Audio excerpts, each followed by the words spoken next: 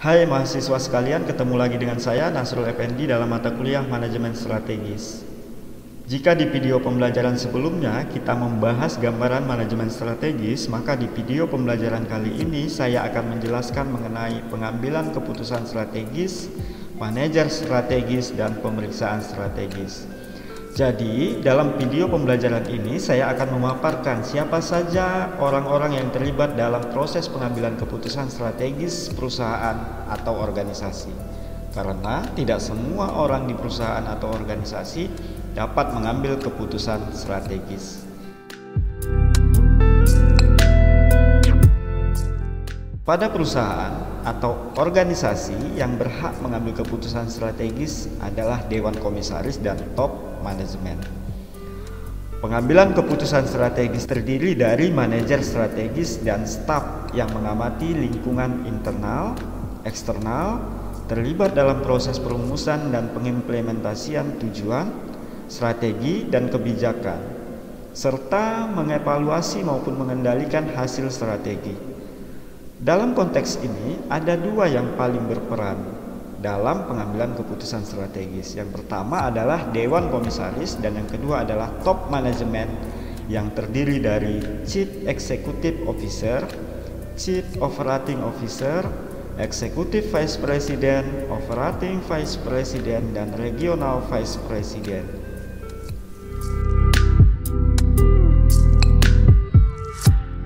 Selanjutnya, kita bahas terlebih dahulu mengenai Dewan Komisaris, meliputi tanggung jawab, peran dalam manajemen strategis, dan keanggotaan Dewan Komisaris.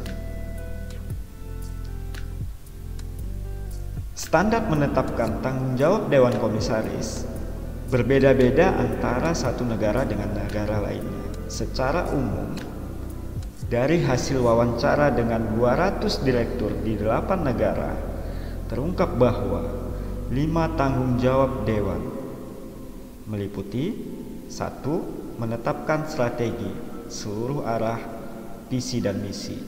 2. Suksesi memilih dan memberhentikan CEO dan top manajemen.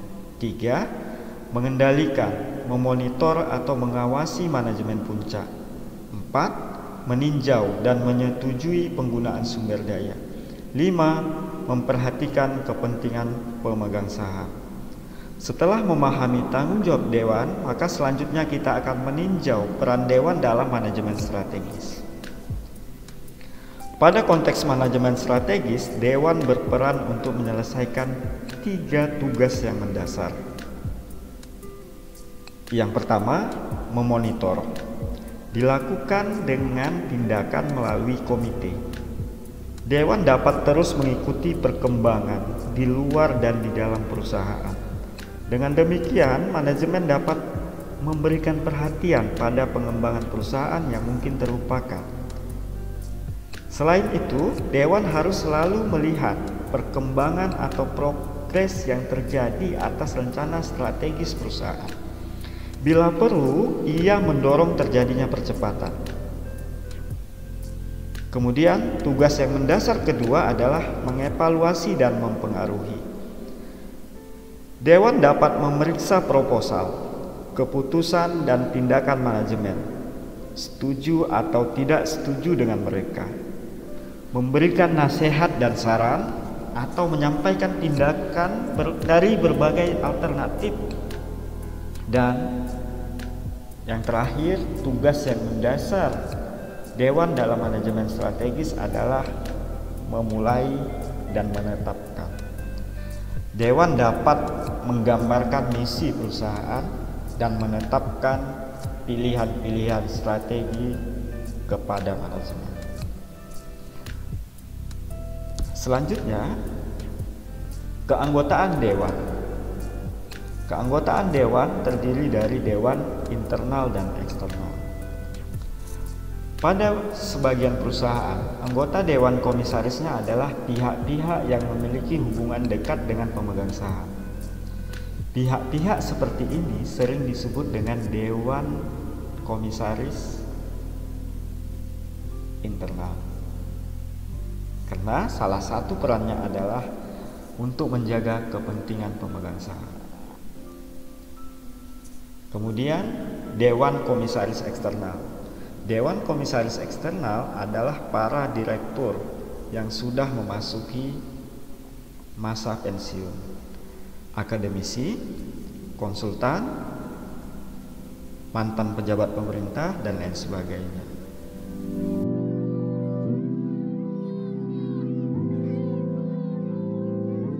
Pada penjelasan selanjutnya, kita akan meninjau tanggung jawab top manajemen dan karakteristik top manajemen dalam konteks Chief Executive Officer. Manajemen puncak bertanggung jawab kepada Dewan Komisaris untuk keseluruhan manajemen perusahaan. Tugas CEO adalah menyelesaikan persoalan-persoalan dengan dan melalui berbagai hal untuk mencapai tujuan perusahaan. Secara khusus, CEO memegang 3 tanggung jawab penting, meliputi memenuhi peran utama, memberikan kepemimpinan eksekutif, dan mengelola perencanaan strategis.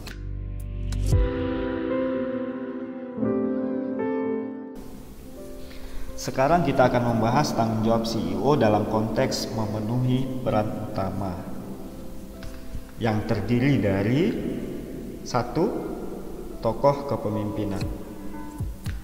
CEO bertindak sebagai pemimpin ilegal dan simbolis. 2. Pemimpin.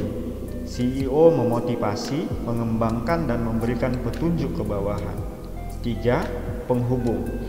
CEO memelihara kontak jaringan dan sumber informasi dengan orang-orang penting di lingkungan kerja. 4. Monitor. Mencari dan mendapatkan informasi yang diperlukan untuk memahami perusahaan. 5. Penyebar. CEO meneruskan informasi untuk tim manajemen puncak lainnya. 6. Juru bicara. CEO meneruskan informasi kepada kelompok utama dan orang di lingkungan kerja. 8. Wirausahawan. CEO meneliti proyek perusahaan dan lingkungannya untuk memperbaiki produk, proses, prosedur, dan struktur. 8. Penanganan gangguan. CEO melakukan tindakan perbaikan pada saat terjadi masalah atau krisis. 9. Pengalokasi sumber daya. 10. Negosiator. CEO mewakili perusahaan dalam perjanjian untuk bernegosiasi.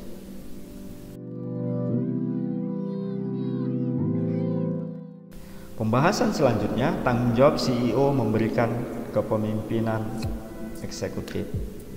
Kepemimpinan eksekutif penting karena berpengaruh terhadap perusahaan secara keseluruhan. Orang-orang dalam organisasi perlu memiliki visi untuk menentukan apa yang akan mereka lakukan ke depan. Dalam hal ini, hanya manajemen puncak yang akan menetapkan visi dan misi kepada semua tenaga kerja. Karakteristik dasar yang perlu dimiliki seorang CEO adalah menetapkan tujuan utama perusahaan, memberikan peran bagi yang lain untuk berpihak dan mengikuti, menjadi teladan dalam perilaku dan pakaian, serta mengkomunikasikan standar kerja yang tinggi, tetapi juga menunjukkan kepercayaan terhadap kemampuan pengikutnya untuk memenuhi standar tersebut.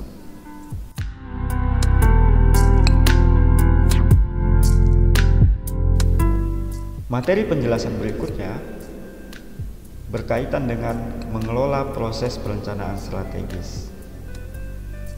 Manajemen puncak harus menetapkan misi perusahaan, menggambarkan tujuan perusahaan, dan merumuskan strategi serta tujuan perusahaan yang tepat.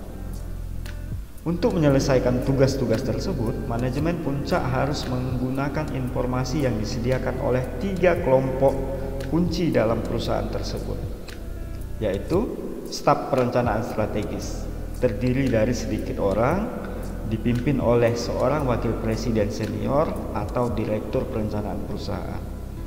Staf perencanaan strategis perlu memonitor lingkungan eksternal dan internal perusahaan, kemudian memberikan usulan kepada manajemen puncak tentang kemungkinan perubahan misi, tujuan, strategi, dan kebijakan perusahaan.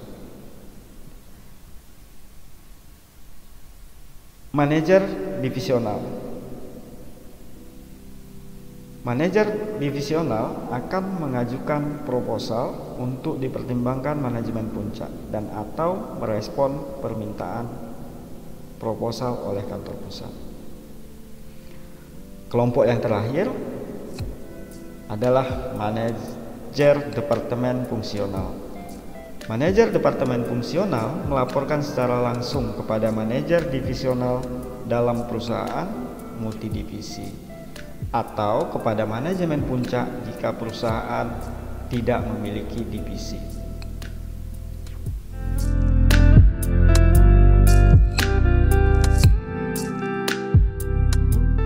Dari pemaparan tanggung jawab top manajemen, kemudian kita akan melihat karakteristik tugas top manajemen pada suatu perusahaan atau organisasi. Yang pertama dapat dipahami bahwa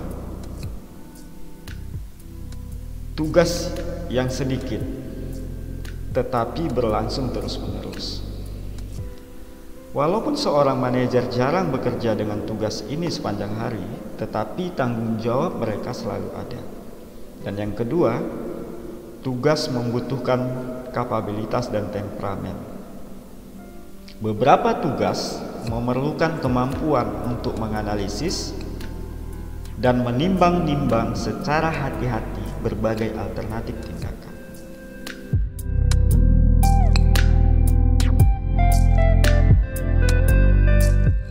Untuk berhasil menjalankan tugas dan tanggung jawab manajer strategis, diperlukan bauran keahlian manajerial dalam menyimbangkan prioritas yang kelihatannya bertentangan.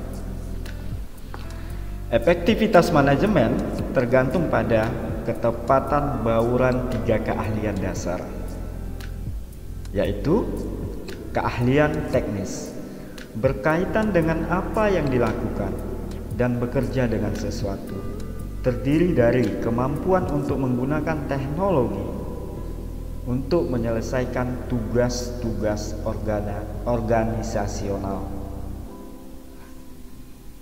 Keahlian manusia berkaitan dengan bagaimana sesuatu dilakukan dan bekerja dengan orang lain, terdiri dari kemampuan untuk bekerja dengan orang lain dalam mencapai sasaran. Dan keahlian konseptual berkaitan dengan mengapa sesuatu dilakukan dan cara pandang orang terhadap organisasi secara keseluruhan, terdiri dari kemampuan untuk memahami kompleksitas perusahaan, karena kompleksitas itu dipengaruhi dan mempengaruhi lingkungan.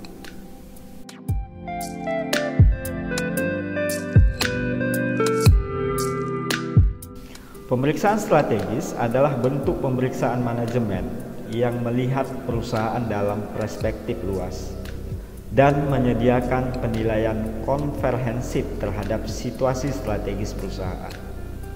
Pemeriksaan strategis meliputi aspek-aspek utama proses manajemen strategis dan menempatkannya dalam kerangka kerja pengambilan keputusan yang terdiri dari langkah-langkah yang saling berhubungan, antara lain: 1.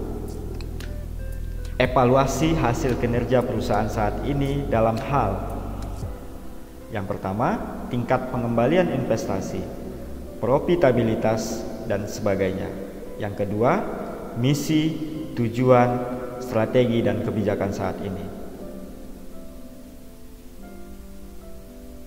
Langkah berikutnya, pemeriksaan dan evaluasi terhadap manajer strategis perusahaan, yaitu Dewan Komisaris dan Manajemen Puncak. Langkah berikutnya, pengamatan lingkungan eksternal untuk mencari faktor-faktor strategis yang merupakan kesempatan dan ancaman. Langkah selanjutnya, pengamatan lingkungan internal perusahaan untuk menentukan faktor-faktor strategis, yaitu kekuatan dan kelemahan.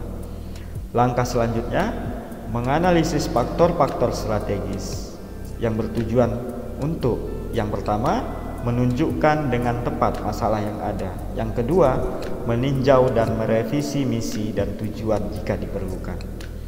Langkah selanjutnya, membuat, mengevaluasi, dan menyeleksi strategi alternatif terbaik berdasarkan analisis yang dilakukan pada langkah kelima. Langkah selanjutnya, mengimplementasikan strategi yang dipilih dengan membuat program, anggaran, dan prosedur. Dan langkah yang terakhir, mengevaluasi strategi yang diimplementasikan dengan menggunakan sistem umpan balik dan mengendalikan berbagai aktivitas untuk memastikan penyimpangan minimal dari yang direncanakan.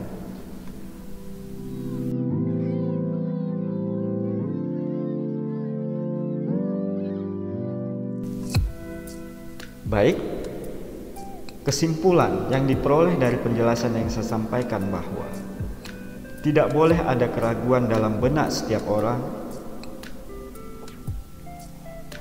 Manajer strategis adalah penting karena mereka dapat memberikan pengaruh yang sangat besar terhadap seluruh perusahaan melalui nilai dan visi mereka. Manajer puncak harus menggunakan cara perumusan strategi yang tepat dan harus mempunyai bauran keahlian teknis, manusia, dan konseptual untuk memimpin perusahaan serta melakukan pemeriksaan strategis. Dengan menyediakan daftar analisis adalah salah satu cara untuk mengimplementasikan proses pengambilan keputusan yang sangat perlu dalam manajemen strategis yang efektif. Sampai ketemu di video berikutnya.